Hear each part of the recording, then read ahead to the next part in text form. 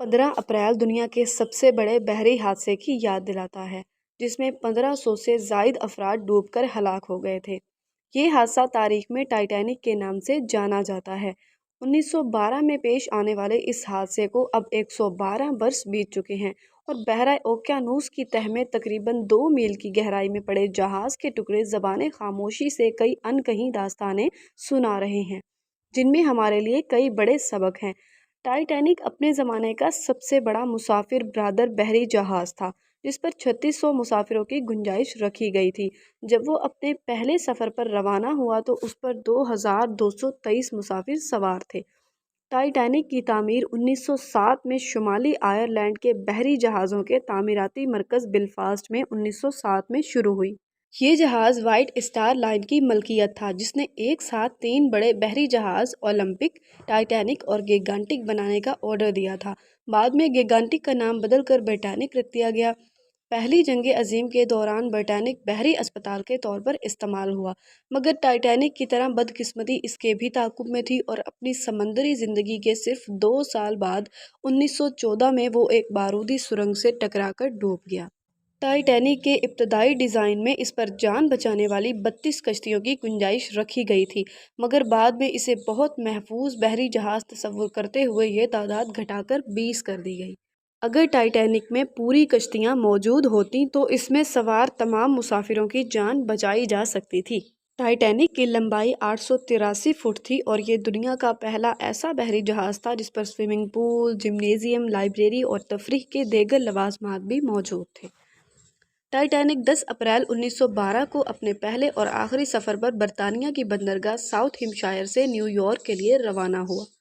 جب ٹائٹینک نے اپنے سفر کا آغاز کیا تو سمندر پرسکون تھا، تاہم 14 اپریل کی رات کو بحرۂ اوقیانوس کے اس حصے میں درجہ حرارت 0 سے گر گیا۔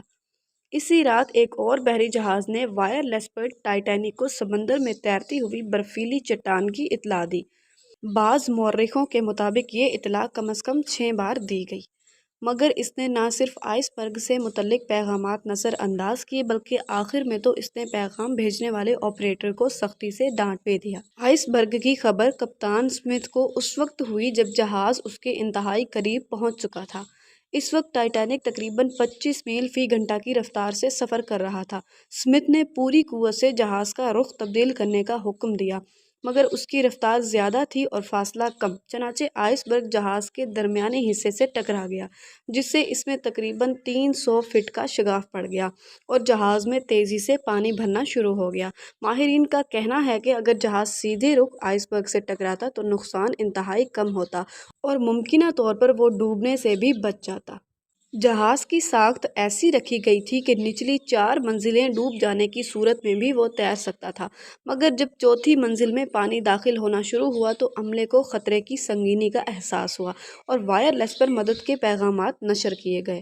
ٹائٹینک مدد کے لیے پیغامات نشر کرنے والا دنیا کا پہلا بحری جہاز تھا، جس نے SOS اور ڈینجر کم کوئک یعنی خطرہ فوراً مدد کو آئیں کے پیغامات نشر کیے۔